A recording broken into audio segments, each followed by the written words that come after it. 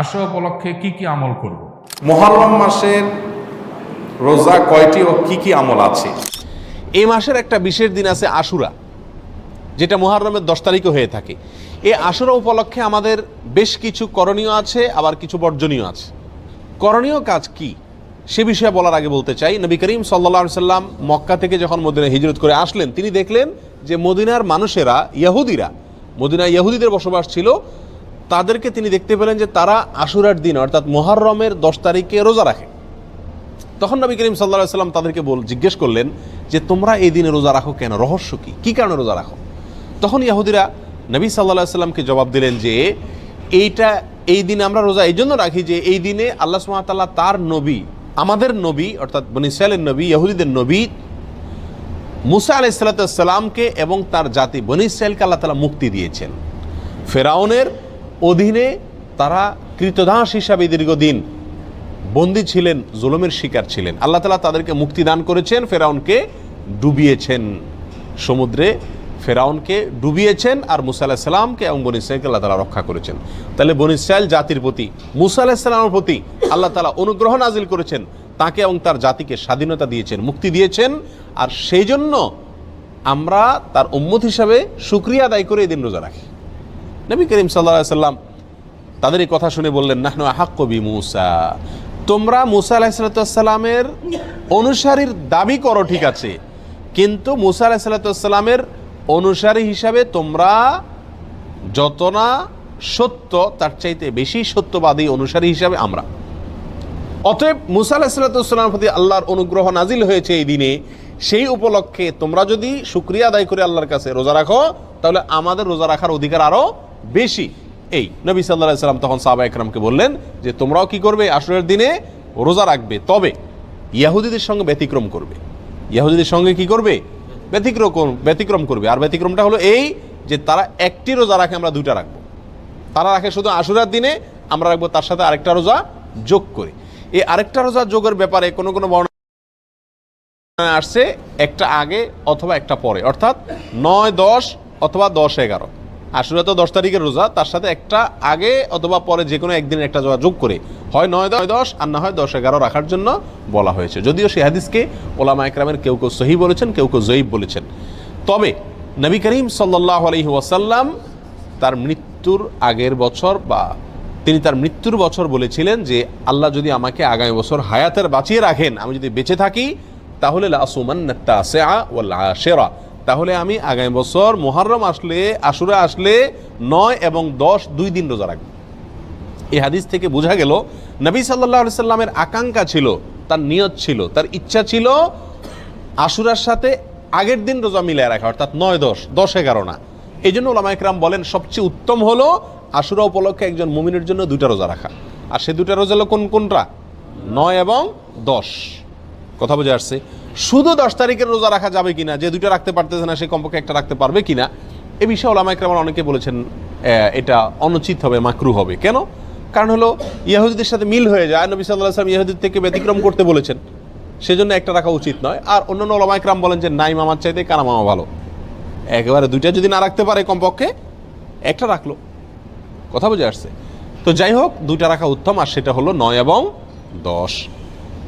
নবী সাল্লাল্লাহু আলাইহি সাল্লাম আশুরার রোজার ফজিলত তালাশের জন্য, এই রোজার ফজিলত অন্বেষণের জন্য যত চেষ্টা করতেন, রমজানের ফরজ রোজার পরে অন্য কোনো নফল রোজার ব্যাপারে, নফল রোজার ফজিলত আহরণ করার ব্যাপারে এত বেশি চেষ্টা তিনি করতেন না বলে হাদিসে প্রমাণিত।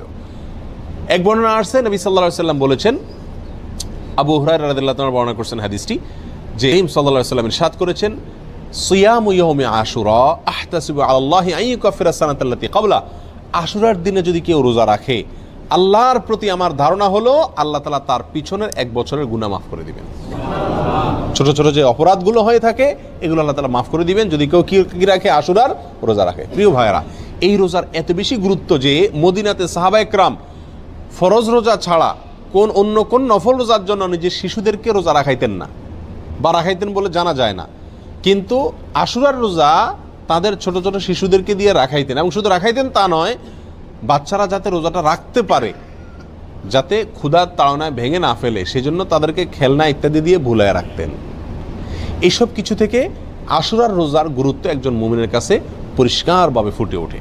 এই জন্য ভাই মুহররমের 10 তারিখে আমরা কি রাখবো? ইনশাআল্লাহ রোজা রাখবো, আর তার সাথে 9 তারিখ মিলিয়ে রাখবো।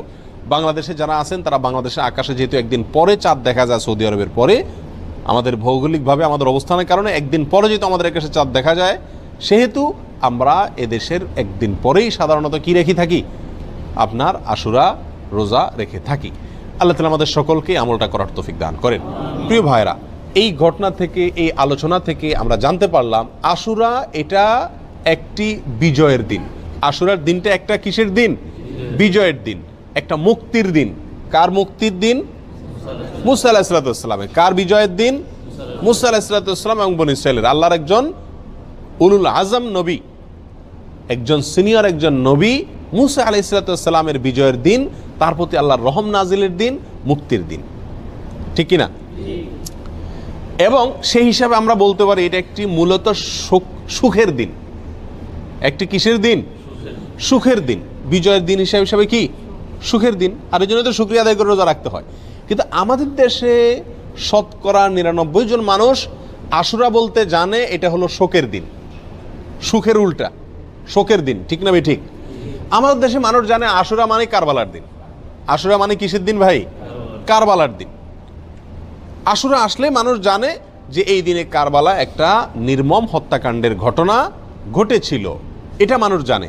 কিন্তু এর পিছনের যে ইতিহাস, এর যে আরো গোড়ার ইতিহাস, এর যে মূল এবং আসল ইতিহাস, মুসা আলাইহিস সালামের বিজয়ের ঘটনা, সেটা আমাদের দেশে মানুষ কি করে না?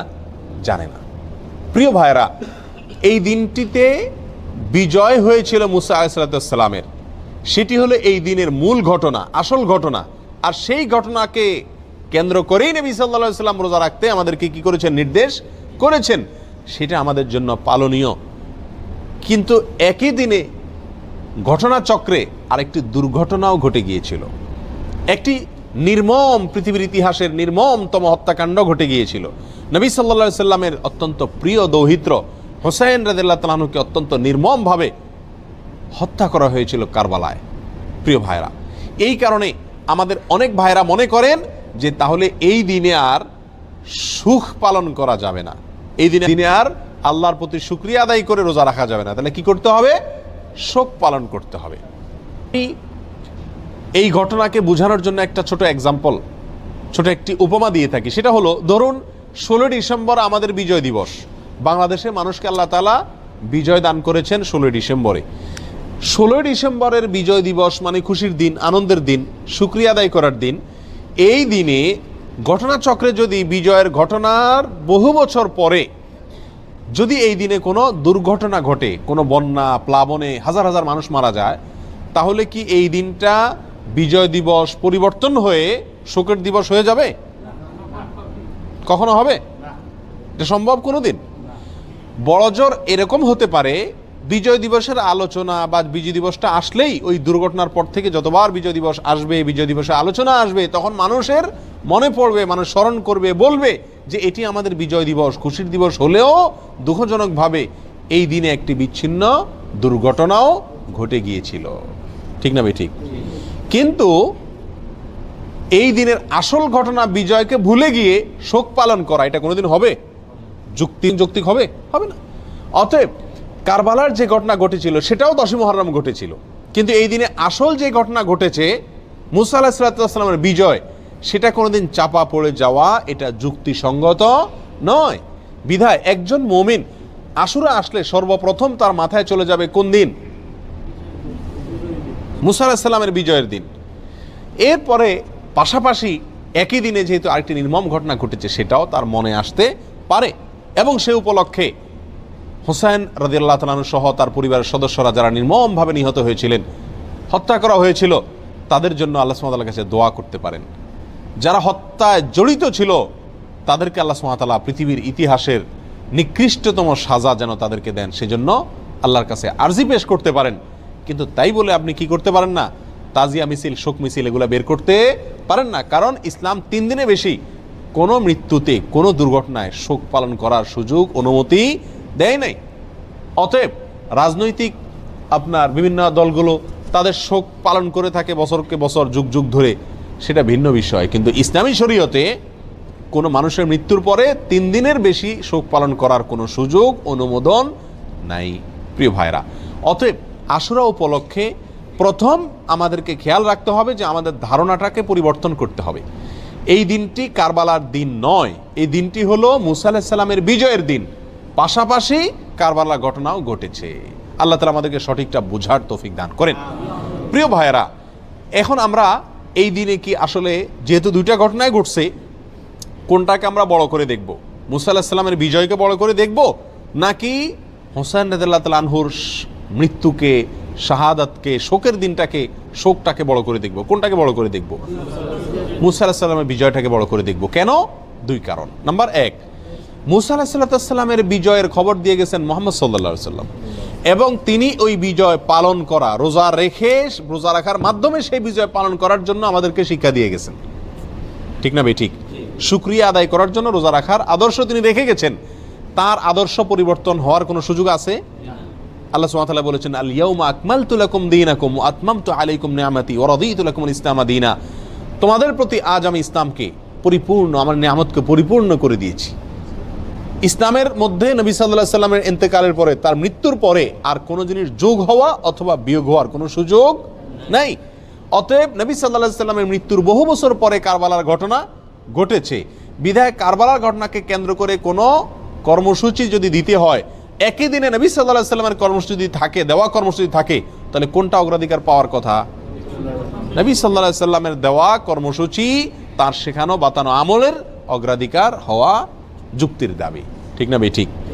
প্রিয় ভাইয়েরা, অতএব এই দিনে আমাদের যে ভুল একটি কালচার আমাদের সমাজে প্রচলিত আছে, সেটা হলো এই দিন উপলক্ষে আমাদের সমাজে সবচেয়ে বড় ভুল, এই দিন উপলক্ষে সবচেয়ে বড় ভুল হলো যে এই দিনটাকে আমরা মনে করি কারবালার দিন। এই দিনটার আসল ইতিহাসটাকে আমরা জানি না। প্রিয় ভাইরা, এর পিছনে আমাদের মিডিয়ার বিশাল বড় ভূমিকা। আমাদের দেশের যে সমস্ত মিডিয়া আছে, সেটা প্রিন্ট মিডিয়া হোক আর ইলেকট্রনিক মিডিয়া হোক, এই সব মিডিয়াগুলো সব সময় দেখবেন সুন্নাহকে কখনো এরা প্রচার করে না, সবসময় বেদাতকে ফলাও করে এবং প্রচার করে, সুন্নাহকে দমিয়ে রাখার চেষ্টা করে মিডিয়াগুলো। যেমন এই আশুরাকে কেন্দ্র করে আপনারা দেখবেন ঢাকা শহরের পুরান ঢাকায় মিরপুরে 2-1টা জায়গাতে 200, 150, 100 ছোট ছোট বাচ্চা পোলাপান, এরা তাজিয়া মিছিল, মানে শোক মিছিল বের করে, কারবালার ঘটনাকে স্মরণ করে আশুরার দিনে শোক মিছিল বের করে। ওই মিছিলের ঘটনাকে, ওই মিছিলকে আপনার সারাদিন টেলিভিশন, রেডিও, পত্রপত্রিকায় ফলাও করে প্রকাশ করে, এবং ওই দিনের সংবাদের অন্যতম শিরোনাম থাকে সমস্ত মিডিয়াগুলোতে, আজ পবিত্র আশুরা। আজকের এই দিনে মহানবী হযরত মুহাম্মদ সাল্লাল্লাহু আলাইহি সাল্লামের প্রিয় দৌহিত্র হুসাইন রাদিয়াল্লাহু তাআলা আনহুকে কারবালার প্রান্তরে, ইরাকের কারবালার প্রান্তরে নির্মমভাবে শহীদ করেছে অমুক অমুক অমুক অমুকে। এখানে বলতে বলতে কোনো কোনো মিডিয়াতে, বিশেষ করে রেডিও চ্যানেলগুলোতে বিশিষ্ট সাহাবী, কোরআনের লেখক, ওহির লেখক মুআবিয়া রাদিয়াল্লাহু তাআলা আনহুকে অকথ্য ভাষায় গালিগালাজ করা হয়। কথা বুঝে আসছে? এবং সংবাদে আরও বলা হয় এই দিনটি উপলক্ষে রাজধানী ঢাকা সহ দেশের বিভিন্ন জায়গায় তাজিয়া মিছিল বের করা হয়েছে, অর্থাৎ শোক মিছিল বের করা হয়েছে। প্রিয় ভাইয়েরা, 150-200 লোকের 2-3টা মিছিল, এটা সারাদিন সংবাদে বলে। একই দিনে মহানবী হযরত মুহাম্মদ সাল্লাল্লাহু আলাইহি সাল্লামের সুন্নাহকে পালন করতে গিয়ে, নির্দেশকে পালন করতে গিয়ে সারা দেশে লক্ষ লক্ষ মানুষ নফল রোজা রেখেছেন, সেই কথা কিন্তু কোনো মিডিয়া কি করে না, বলে না। যার কারণে মানুষ ওই ভুলটা জানে, সঠিকটা জানে না, বেদাত জানে, সুন্নাহ জানে না, একটা জানে আরেকটা জানে না। ঠিক না ভাই? ঠিক। প্রিয় ভাইরা, অতএব আমাদেরকে সঠিকটার প্রচার করতে হবে। এই জাতীয় বিষয়গুলোকে বেশি বেশি কি করতে হবে? প্রচার করতে হবে। আজ মিডিয়াতে যদি এই দিনের মূল ঘটনা যেটি হাদিসে বর্ণিত হয়েছে সেটি যদি আসতো, পাশাপাশি কারবালা ঘটনাও আসতো, তাহলে সেটা কি ছিল না? দোষণীয় ছিল না। আল্লাহ তাআলা আমাদের সকলকে আশুরা উপলক্ষে যে সমস্ত ভুল ধারণা আছে, ভ্রান্ত ধারণা আছে, সেগুলোকে সংশোধন করবার তৌফিক দান করুন। আল্লাহ তাআলা আমাদের সকলকে আশুরা উপলক্ষে একমাত্র আমল হলো নফল রোজা রাখা। আর আমাদের তাজিয়া মিছিল যারা করে, তারা চাঁদা রাদা উঠায় ওই দিন ভালো করে আরো খিচুড়ি খায়। যেদিন হাদিসে নফল রোজা রাখতে বলছে, কানাই বন্ধ করতে বলছে, তারা ওই দিন আরো বেশি কি খায়? খিচুড়ি খায়। ডেক বসায় দেখবেন মোড়ে মোড়ে, এবং খিচুড়ি পাকায়, বিতরণ করে খায়। প্রিয় ভাইরা, এই দিনটি নফল রোজার দিন, এই দিনটি মুসা আলাইহিস সালামের বিজয়ের দিন, পাশাপাশি একটি নির্মম ঘটনার দিন।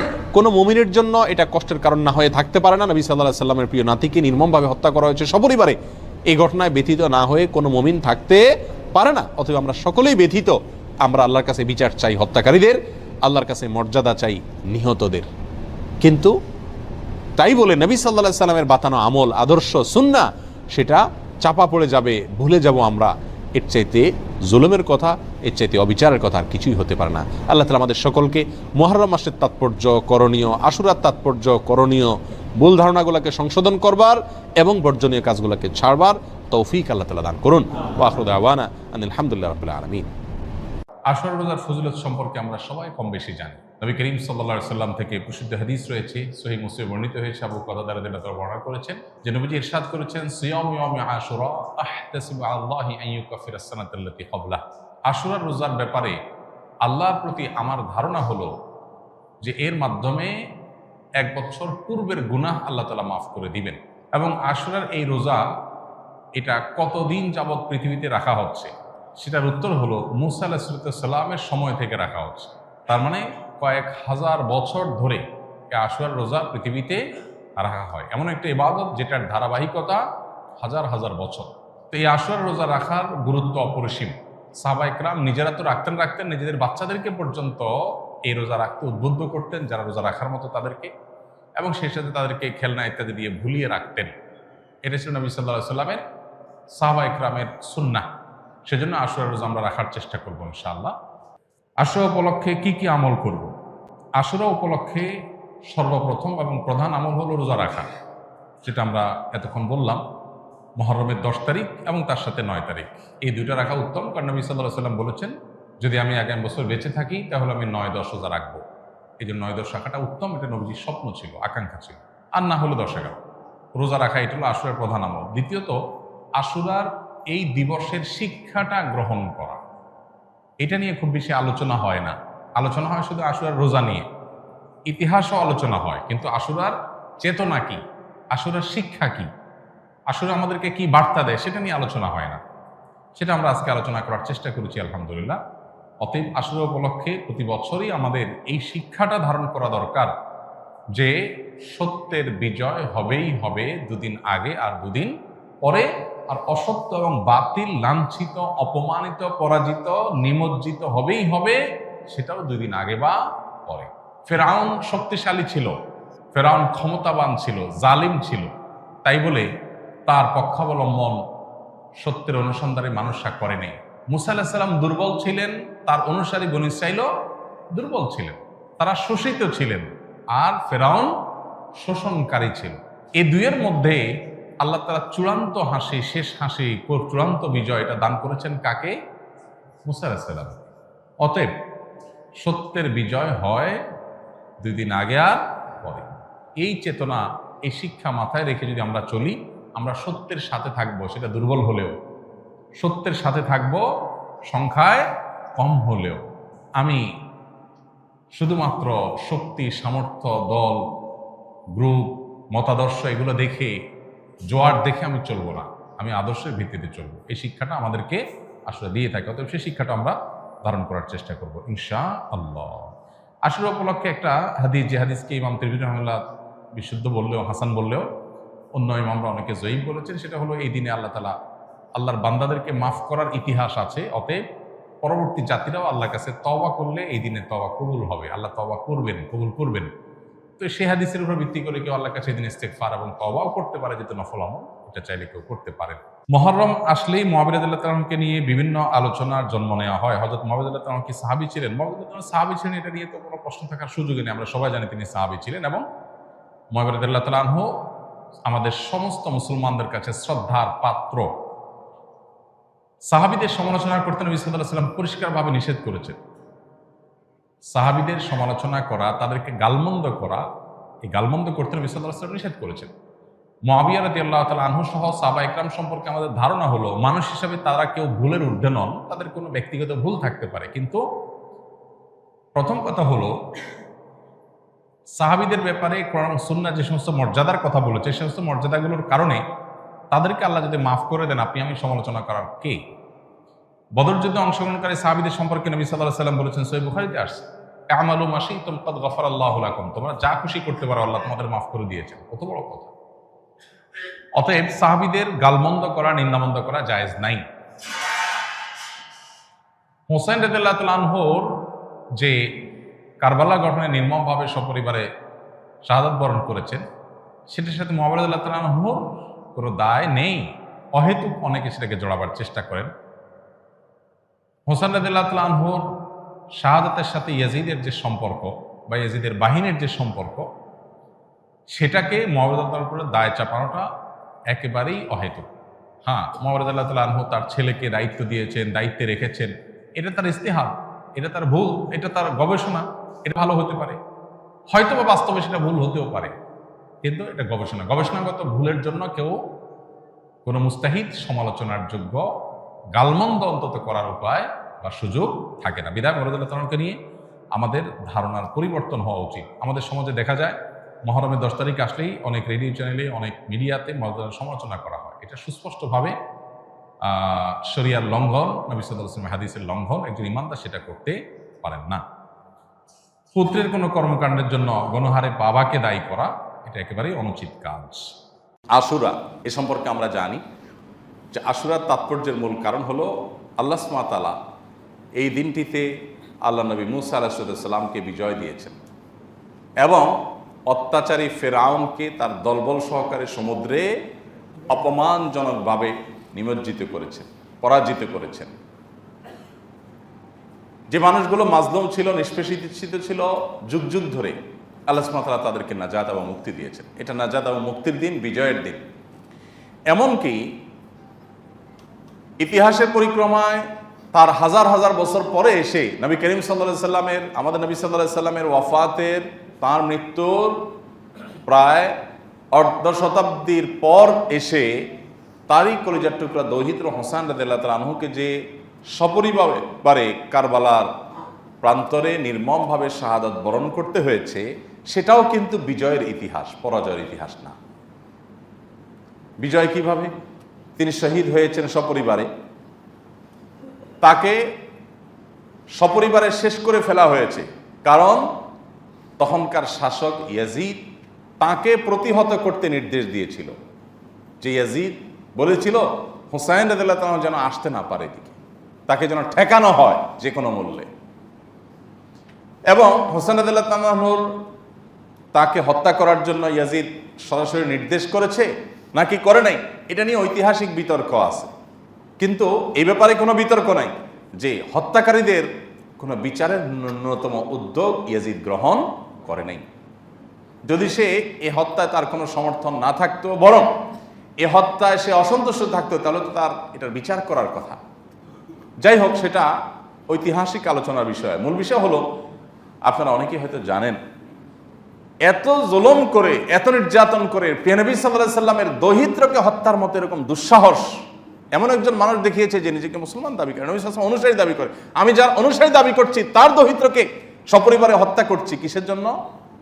ক্ষমতা টিকিয়ে রাখার জন্য, জুলুম করবার জন্য। সেটা কতদিন টিকেছে জানেন? 4 বছর। এই ঘটনার পর মাত্র 4 বছর টিকেছে ইয়াজিদের সেই জুলুম, এরপর আর টিকে নাই। তাহলে আজও পর্যন্ত গোটা পৃথিবীর প্রান্তে প্রান্তরে, গোটা দুনিয়া জুড়ে প্রায় 1400 বছর পার হয়ে গেছে। এত বছর পর, 1400 বছরের চাইতে কম কিছুটা, 1300-1400 বছর পার হয়ে যাওয়ার পরও এখনো পর্যন্ত মানুষ চোখের পানি ফেলে হোসেন রাদিয়াল্লাহু তাআলা তার সপরিবারের জন্য। আর মানুষের রোশানল বদদোয়া হলো এবং মানুষের সকল আল্লাহ তাআলার কাছে অভিযোগ ফরিয়াদ হলো কাদের বিরুদ্ধে? যারা হোসেন রাদিয়াল্লাহুকে শাহাদাতের মুখোমুখি করেছে, তারপরে সপরিবারকে শেষ করেছে, সেই খুনিদের বিরুদ্ধে। তাহলে ইতিহাসে অমর হয়ে আছে যারা, তারা বিজয়ী, নাকি ইতিহাসের যারা আস্থা করে নিক্ষিপ্ত হয়েছে, অভিশপ্ত হয়েছে, তারা বিজয়ী? কারা বিজয়ী? নিশ্চয়ই যারা অমর হয়েছে তারা বিজয়ী। তাহলে আশুরার ঘটনা, আশুরার দিনে কারবালার ঘটনা, সেটাও কিন্তু বিজয়ের ইতিহাসই রচনা করেছে। বাহ্যিকভাবে মনে হয়েছে যে উনি শেষ হয়ে গেছেন, উনি মৃত্যুবরণ করেছেন, উনি শহীদ হয়েছেন, কিন্তু প্রকৃতপক্ষে এই মৃত্যু নয়, এই মৃত্যু জীবন। ন্যায় এবং সত্যের উপরে প্রতিষ্ঠিত থেকে অন্যায়ের বিরুদ্ধে কথা বলে নিজের জীবন দিয়ে ইতিহাসে অমর হয়েছেন। আল্লাহ সুবহানাহু ওয়া তাআলা আমাদেরকে আশুরা থেকে অনুপ্রাণিত হওয়ার তৌফিক দান করুন। আমরা আশুরা থেকে ত্যাগের শিক্ষা নিব, আশুরা থেকে আমরা চেষ্টা করব শেখার যে কত কিছু আছে। আপনি মুসা আলাইহিস সালামের ঘটনায় চলে যান, মূল ঘটনা, আশুরার তাৎপর্যের মূল ঘটনা সেটিতে চলে যান। মুসা আলাইহিস সালামের জন্ম হবে এই সংবাদ গণকরা দিয়েছিল ফেরাউনকে। ফেরাউন নিজেকে আল্লাহ দাবি করেছিল, খোদা দাবি করে বসেছিল। গণকরা বলেছে আপনার শাসন এরিয়ার মধ্যে একটা শিশুর জন্ম হবে, সেই শিশু আপনার শাসন ক্ষমতা দখল করবে। বলে কি আপনাকে ক্ষমতাচ্যুত করবে। ফেরাউন বলে সর্বনাশ, তাহলে কিভাবে সামলাবো? বলে যে এই শিশু কোথায় কার ঘরে জন্ম নিবে সেটা আমরা বলতে পারবো না, কিন্তু নিবে। গণকরা ওহির অনেক তথ্য চুরি করতে পারে শয়তানের সাথে যোগসাজশ করে, কোরআনের সে সম্পর্কে ডিটেল বিবরণও আছে কিন্তু। তো সেখান থেকে তারা তথ্য দিয়েছে এবং তাদের তথ্য এই অবৈধ তথ্য বা চুরি করা তথ্য সত্য হলেও এটাকে বিশ্বাস করতে ইসলাম নিরুৎসাহিত করে। এটাকে আবার কেউ দলিল হিসাবে নিয়ে আমরা গণকদের কাছে না যাই, আবার ওইটা গেলে 40 দিন পর্যন্ত ইবাদতই কবুল হবে না, বিশ্বাস করেন আর না করেন।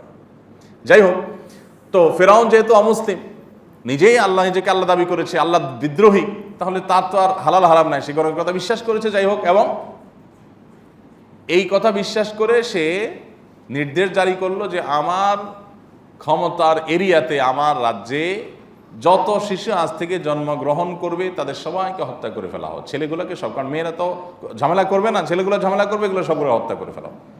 হাজার হাজার শিশু হত্যা করেছে শুধুমাত্র নিজের জুলুমকে টিকিয়ে রাখবার জন্য। এই অত্যাচারী শাসক অন্যদেরকে পরাধীন করে রেখেছিল, বনি ইসরাইলকে পরাধীন করে রেখেছিল, তাদের স্বাধীনতা খর্ব করেছিল, তাদেরকে শৃঙ্খলে আবদ্ধ করেছিল গোলামীর। এবং সে জুলুমকে প্রলম্বিত করবার জন্য, দীর্ঘায়িত করবার জন্য বাধা হতে পারে, এই জন্য হাজার হাজার শিশু হত্যা করেছে। আল্লাহ সুবহানাহু ওয়া তাআলা দেখেন, আপনারা কোরআনে সূরা তাহাতে বিভিন্ন সূরাতে ডিটেইল পাবেন, আল্লাহু আকবার, যে মুসা আলাইহিস সালামের মা যখন দেখতে পেলেন মুসা ইসলামের মাত্র জন্ম হলো, এদিকে আশেপাশে সব শিশু হত্যার মহোৎসব চলছে। শিশু জন্ম হয়েছে খবর শুনলেই ফেরাউনের লোকজন এসে, তার দলবল সৈনিকরা এসে, তার বাহিনী এসে হত্যা করে ফেলত। তো মুসা আসলামের মা চিন্তা করলেন, চোখের সামনে নিজের বাচ্চাটা হত্যা করবে, এর চাইতে বরং তার বাড়ির পাশে নদী ছিল, নদীতে ছেড়ে দিই, যা হয় হবে, চোখের সামনে হত্যা দেখতে পারবো না। একটা বাক্স কিছুটা তৈরি করে ওইটাতে বাচ্চা রেখে ভাসায় দিয়েছে। আল্লাহর কি কুদরত, সে বাক্স যেতে যেতে যেতে যেতে ফেরাউনের রাজপ্রাসাদের পাশে যে ঘাট ছিল, যে ঘাট দেয়া সে গোসল ফুর্তি ফার্তা করতো, সেখানে গিয়ে ঠেকেছে। ফেরাউনের স্ত্রী আবার ছিল সন্তানহীন, সে দেখলো যে আরে বাচ্চার কান্নার আওয়াজ আসতেছে বাক্স থেকে, নদী থেকে ভেসে আসা। সে মনে করলো অলৌকিক কোনো বাচ্চা, উঠে নিয়ে গেছে। ফেরাউন তো হত্যা করবে, স্ত্রীর কথা হলো না, এটা আমরা কুড়ে আনছি কোথাকার কি, ভাইসে আসছে, কোনো মা তোমার ভয় হয়তো ফেলে দিছে সেই সন্তান, আমরা লালন পালন করি, আমাদের ঘরেই তো থাকবে, আর ঝামেলা কি। ফেরাউনও রাজি হয়ে গেল, আল্লাহ তাআলা বড় করলেন। আর বড় করার পর অনেক ঘটনা কোরআনে বিবরণ এসেছে যে আপনার এ বাচ্চাকে পরীক্ষা করার জন্য ফেরাউন অনেকগুলো উদ্যোগ নিয়েছে, এর ভিতরে জ্বলন্ত আঙ্গার পর্যন্ত দিয়েছে, অনেক ব্যাপার স্যাপার আছে, অনেক ঘটনা আছে। যাই হোক, তো একটা পর্যায়ে মুসা আলাইহিস সালাম ফেরাউনের ঘরেই বড় হলেন। দেখেন, দুধ কলা দিয়ে খাইয়ে পুষিয়ে ফেরাউন বড় করেছে কাকে? মুসা আলাইহিস সালামকে। আল্লাহ সুবহানাহু ওয়া তাআলা বলেন, তুমি যাকে ঠেকাবার জন্য এত উদ্যোগ নিয়েছ, তাকে শুধু আমি টিকিয়েছি তা না, তোমার ঘরে ঢুকায় টিকেছি। এই হলো আল্লাহ সুবহানাহু ওয়া তাআলার কুদরত। কিন্তু এই কুদরতটা মানে চাইলেই আপনি পেয়ে যাবেন বেটে বলে, এরকম না। বহু অপেক্ষা করতে হয়, বহু প্রতীক্ষা করতে হয়। পৃথিবীর ইতিহাসে এরকম 2-4টা ঘটনা ঘটিয়ে আল্লাহ তাআলা কোরআনে সেগুলো দিয়ে দিয়েছেন আমাদের শিক্ষা গ্রহণ করবার জন্য। আমরা তো অনেকে একটু মেঘ দেখলেই পালায়া দৌড়াতে চাই। আমি ন্যায় এবং সত্যের উপরে যদি প্রতিষ্ঠিত থাকি, তাহলে আমি আমার কক্ষপথে, আমি আমার লক্ষ্যপথে অবিচল থাকব। আমার সফলতা দেওয়ার মালিক আল্লাহ সুবহানাহু ওয়া তাআলা। এমনকি আমার যদি জীবনও চলে যায়, যাক, কিন্তু আমি কখনো অন্যায়ের পথে পা বাড়াবো না। আজকাল তো সামান্য একটু লোভে আমরা ঘুষ, সুদ, দুর্নীতি, 2 নম্বরের পথে চলে যাই। আমি মনে করি যে একটু অভাব অনটনের ভয়ে আমাকে এই পথে চলে যেতে হবে, আমি সরে যাই, লক্ষ্যপথ থেকে সরে যাই। অথচ আমি আমার পথে যদি টিকে থাকি, মুসা আলাইহিসসালামকে যেরকম আল্লাহ তাআলা বহু পরীক্ষা নেওয়ার পর, বহু সময় পার হওয়ার পর ঠিকই তাকে বিজয় দিয়েছেন, আর ফেরাউনকে নির্মমভাবে আপনার সমুদ্রে নিমজ্জিত করেছেন অপমানজনকভাবে, ঠিক একইভাবে অন্যায়কে আল্লাহ সুবহানাহু ওয়া তাআলা সবসময় পরাজিত করেন এবং করবেন। এখান থেকে শিক্ষা গ্রহণ করি, ন্যায়ের পথে চলবো, অন্যায়ের পথে চলবো, যত বাধা আসে আসুক। ওই যে বললাম, সমাজে ভাবসাব থাকবে না, কেউ জিজ্ঞাসা করবে না, দাম দিবে না, পুষবে না, তারপর আমি সততার উপর টিকে থাকবো। আল্লাহ তাআলা আমাদেরকে সেই তৌফিক দান করুন। আশুরার শিক্ষা গ্রহণ করার তৌফিক দান করুন। আল্লাহর কুদরতের প্রতি ঈমান আনয়ন করার তৌফিক দান করুন। মুহররম মাসের রোজা কয়টি ও কি কি আমল আছে? মুহররম মাসের প্রধান করণীয় হলো এই মাসে বেশি বেশি নফল রোজা রাখবেন। কারণ হাদিসে আসছে, আফদালুস সিয়ামি বা'দা রমাদান শাহরুল্লাহিল মুহররম। রমাদানের পরে সবচেয়ে শ্রেষ্ঠ সিয়াম রোজা হলো কোন মাসের রোজা? এই মুহররম মাসের রোজা। যত বেশি পারেন নফল রোজা রাখবেন, 2টা 4টা 5টা 10টা যা পারেন, এই মাসে বেশি বেশি নফল রোজা রাখবেন। এটা হলো এই মাসের আমল। দ্বিতীয়ত মনে রাখবেন, মুহররম এটা সম্মানিত 4 মাসের একটা। সম্মানিত 4 মাসের, সম্মানিত মাস কোনগুলা? জিলকদ, জিলহজ, মুহররম এবং আপনার রজব, এই 4টা মাস। তো এই ধারাবাহিক 3টার শেষ মাস হলো মুহররম। আবার এই ব্যাপারে উলামায়ে কেরাম এর কমেন্টস আছে যে সম্মানিত 4 মাসের মধ্যে আবার সবচেয়ে উত্তম হলো মুহররম মাস। তাহলে আমরা বলতে পারি রমজানের পরে মাসের শ্রেষ্ঠত্বের বিচারে মুহররম মাস হলো সবচেয়ে শ্রেষ্ঠ মাস। সেই দিক থেকে সম্মানিত মাসের সম্মান রক্ষার্থে আমরা পাপাচার থেকে বেঁচে থাকার চেষ্টা করবো। আল্লাহ বলেছেন, যালিকা দ্বীনুল কাইয়্যিম ফালা তাজলিমু ফীহিন্না আনফুসাকুম। সম্মানিত মাসসমূহে তোমরা নিজেদের প্রতি নিজেরা অবিচার করো না, অর্থাৎ পাপাচার করো না। এই জন্য এই মাসে আমরা অন্যান্য মাসের তুলনায় পাপাচার থেকে বেঁচে থাকার ব্যাপারে একটু বেশি চেষ্টা চালাবো। এর পাশাপাশি মুহররম মাসের তৃতীয় করণীয় হলো, এ মাসের 10 তারিখ যেটাকে আশুরা বলা হয়, এই দিনটাতে রোজা রাখবো, নফল সিয়াম রাখবো, এবং এই দিনের সাথে 9 এবং 10 এই 2টা রোজা রাখবো। এটাই অধিকতর উত্তম। আর না পারলে 10, 11 রাখলেও চলবে। 2টা রোজা মুহররমকে উপলক্ষ করে রাখা, এটা সুন্নাতের মাধ্যমে 1 বছর পূর্বে গুনাহ আল্লাহ তাআলা আমাদেরকে মাফ করে দিবেন ইনশাআল্লাহ। অতএব মুহররম মাসের এই কাজগুলো আমরা করব। মুহররম মাসকে কেন্দ্র করে তাজিয়া মিছিল করা, শোক মাতম করা, এগুলো নবী করিম সাল্লাল্লাহু আলাইহি ওয়াসাল্লামের সুন্নাহর বরখেলাফ কাজ। এগুলো বিদআত এবং কোনো কোনো ক্ষেত্রে শিরকের দিকে নিয়ে যায়। আমাদের সমাজে দেখা যায় যে মুহররম আসলে অনেক কুসংস্কার মানুষের মধ্যে ছড়ায়, যে এই মাসে বিয়ে করা যায় না, এই মাসে এটা করা যায় না, ওইটা করা যায় না। এগুলো মন গড়া কথাবার্তা। করণীয় কাজ এগুলো, আর বর্জনীয় কাজ হলো এই মাসকে কেন্দ্র করে কোনো প্রকার কুসংস্কারাচ্ছন্ন কাজ করা যাবে না। আল্লাহ তাআলা আমাদের আমল করার তৌফিক দান করুন। মুহররম শব্দের অর্থ হলো সম্মানিত। মুহররম মানে কি? সম্মানিত। এর মানে হলো এই মাসটা সম্মানিত মাস। এই মাসটা সম্মানিত মাস।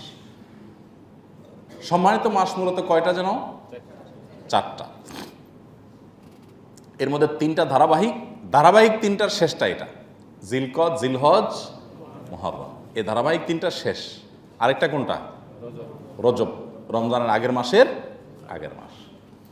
তো এই মুহররম সম্মানিত মাসগুলোর মধ্যে আবার সবচেয়ে সম্মানিত, যেটা শুরু হলো। অর্থাৎ আপনি আরো সংক্ষেপে বলতে পারেন, রমজানের পরে অ্যাজ এ মান্থ, মাস হিসাবে সবচেয়ে গুরুত্বপূর্ণ মুসলমানের কাছে এই মাসটা, মুহররম মাসটা। তো এই মাসের করণীয় কি? এই মাসে বিশেষ করণীয় হলো যে সম্মানিত মাস হিসাবে এই মাসকে সম্মানিত, এই উপলব্ধিটা নিজের মধ্যে জাগ্রত করা, মাঝে মধ্যে মনে ওঠা অন্তত অ্যাটলিস্ট যে মুহররম মাস যাচ্ছে। রুটিন আমলগুলোকে বিশেষ গুরুত্বের সাথে করা, হারামগুলো থেকে বেঁচে থাকার জন্য বিশেষ চেষ্টা অব্যাহত রাখা। ফালা তাজলিমু ফীহিন্না আনফুসাকুম। আল্লাহ বলেছেন, সম্মানিত মাসসমূহে নিজের প্রতি অবিচার করো না। আর একটা স্পেশাল কাজ আছে মুহররম মাসের, বলবো সেটা, কিন্তু শর্ত হলো আমল করতে হবে। আমরা আগামী জুমায় একটু এ বিষয়ে একটু আমরা খবর নিতে চাইবো ইনশাআল্লাহ, যে আমল কেউ করছি কিনা। একজন হলেও করি, একদিনের জন্য হলেও করি, একবার হলেও করার চেষ্টা করি। সে আমলটা হলো, নবী সাল্লাল্লাহু আলাইহি ওয়াসাল্লাম বলেছেন, আফদালুস সিয়ামি বা'দা রমাদান শাহরুল্লাহিল মুহররম। রমাদানের পরে সবচেয়ে উত্তম রোজা, রমজানের রোজার পরে সবচেয়ে উত্তম রোজা হলো এই মুহররম মাসের রোজা।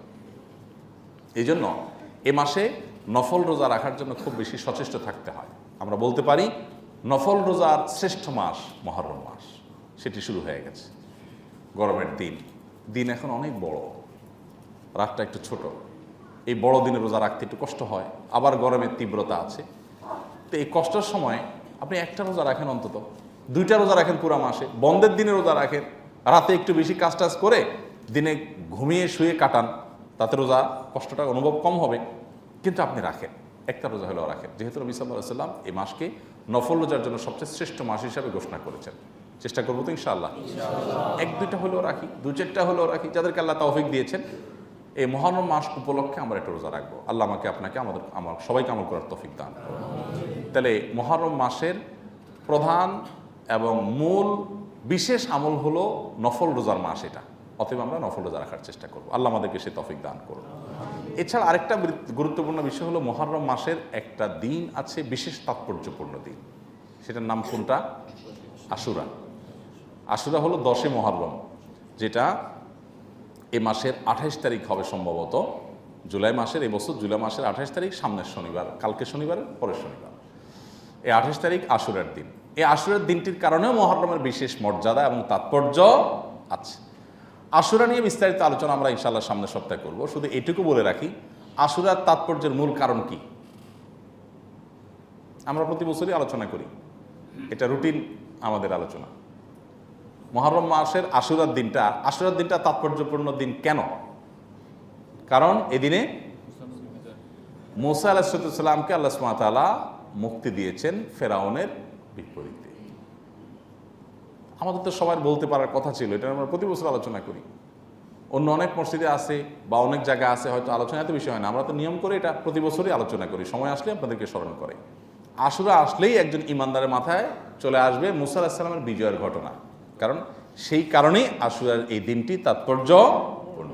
কিন্তু একই দিনে একটা নির্মম মর্মান্তিক বেদনাদায়ক ঘটনাও ঘটেছে, সেটা কারবালার ঘটনা।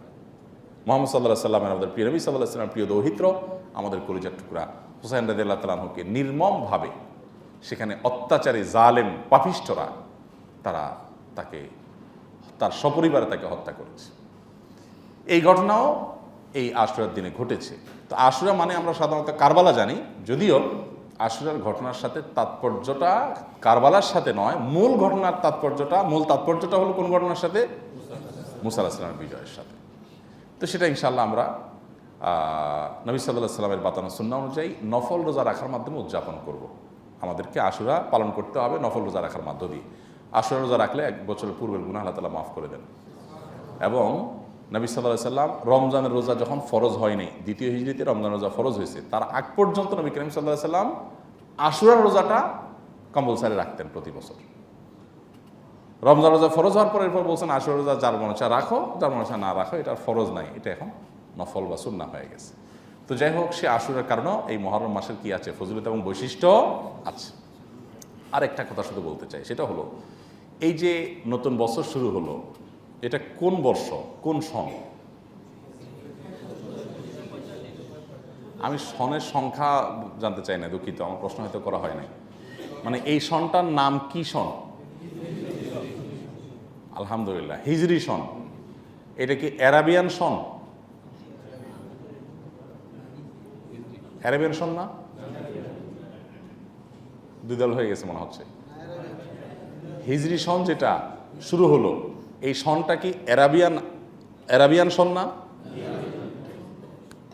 অনেকে জি বলতেছেন, অনেকে না বলতেছেন। আচ্ছা, যারা জির পক্ষে তারা একটু বলে এটা অ্যারাবিয়ান সন কিনা। দেখছেন কত জোরে, অনেকগুলো ভোট পাওয়া গেছে। আচ্ছা, এই ভোট সবগুলাই নষ্ট হয়ে গেল আর কি, কারণ এটা অ্যারাবিয়ান সন না। আমরা এই সনগুলো বলতে ভুল বলি। আমি এর আগে ইংরেজি সন যেটাকে আমরা বলি, আমিও বলতে ইংরেজি সনই বললাম, আমরা এটাই বলি সবাই, তাই না? আসলে কি এটা ইংরেজি সন? বলেন, আমরা যেটাকে ইংরেজি সন বলি, এটার সাথে ইংরেজির সম্পর্ক আছে? ইংরেজির কি সম্পর্ক আছে? কোনো সম্পর্ক নেই, এর সাথে ইংরেজির কোনো সম্পর্ক নেই। এটা কি সন? খ্রিস্টাব্দ। এটা খ্রিস্টাব্দ, ঈসাই সন, মানে খ্রিস্টানদের সন, ঈসা আলাইহিস সালামের জন্মের সাথে সংশ্লিষ্ট সন। এটা হলো ঈসাই সন, আমরা বলি এটারে কি? ইংরেজি সন। আর যেটা হিজরি সন, এটাকে আমরা অনেকে মনে করি এটা অ্যারাবিয়ান সন। এটা অ্যারাবিয়ান সন না, এটা আরব জাতীয়তাবাদের কোনো বিষয় না। এটা আরবদের কোনো সম্পদ না, এই সনটা মুসলমানদের। এটা ইসলামিক সন বলতে পারেন আপনি, কিন্তু এটাকে অ্যারাবিয়ান সন বলার কোনো সুযোগ নাই।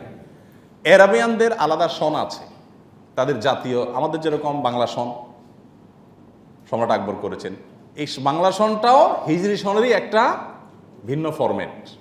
এই বাংলা সনটার গোড়ার ইতিহাস তো আমরা সবাই জানি। এই সনটা সৌরবর্ষ হিসাবে করা হয়েছে না চান্দ্রবর্ষ হিসাবে?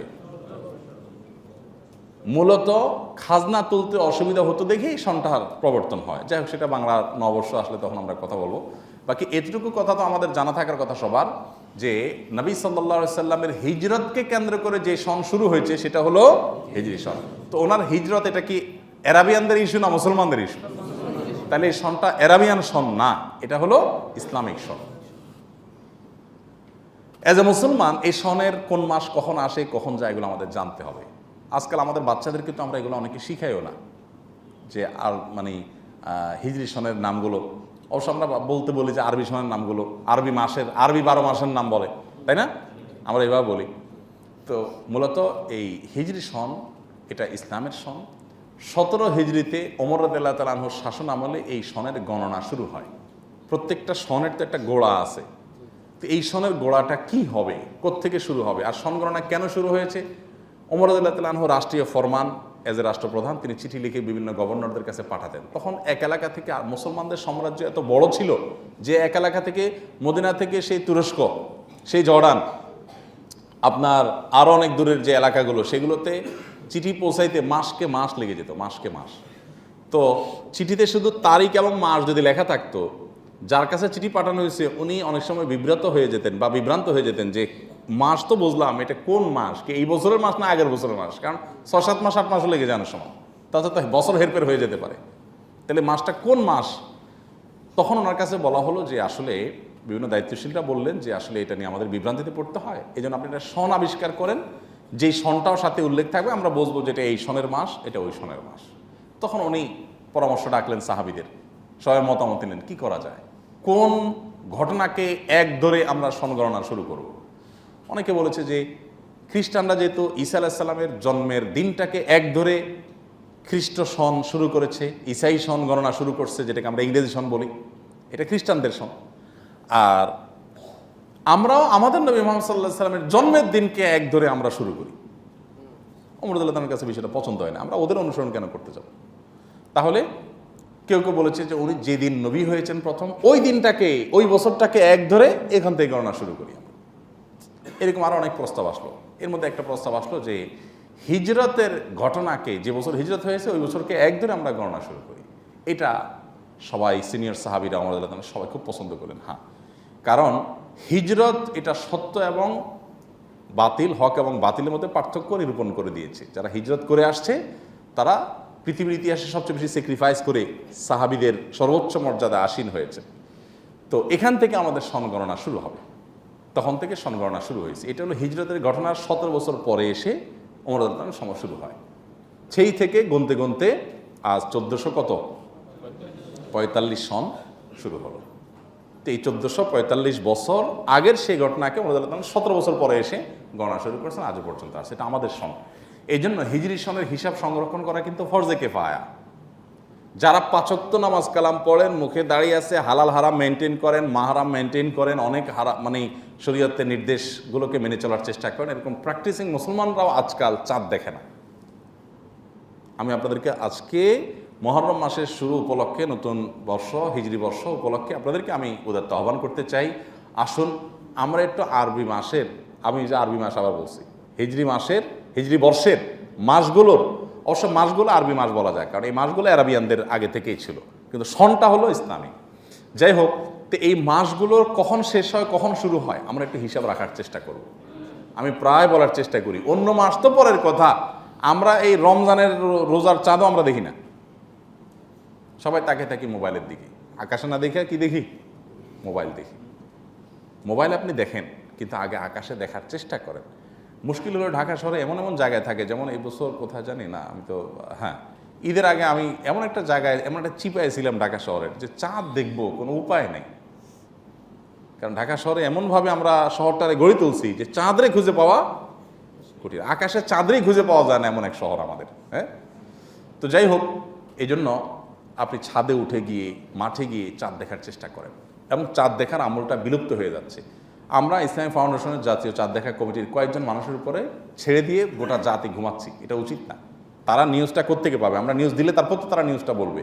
এই জন্য আমাদের উচিত সবার চাঁদ দেখার চেষ্টা করা, ফরজে কিফায়া। আপনি চাঁদ দেখার চেষ্টা করছেন, একদিনও দেখেন নাই, সব পাবেন, আপনি চেষ্টা তো করেছেন। আল্লাহ আমাদেরকে আমলের তৌফিক দান করুন। তাহলে হিজরি সনের গণনা, বিশেষ করে এই মাসগুলোর হিসেব রাখাটা আমাদের জন্য অবশ্য কর্তব্য। এখানে অনেক আলাপ ছিল, কিন্তু আমার হাতে সময় নেই। একটা কথা শুধু বলি, হিজরি সনের যে গণনা, এটা চান্দ্রবর্ষের আলোকে না সৌরবর্ষের আলোকে?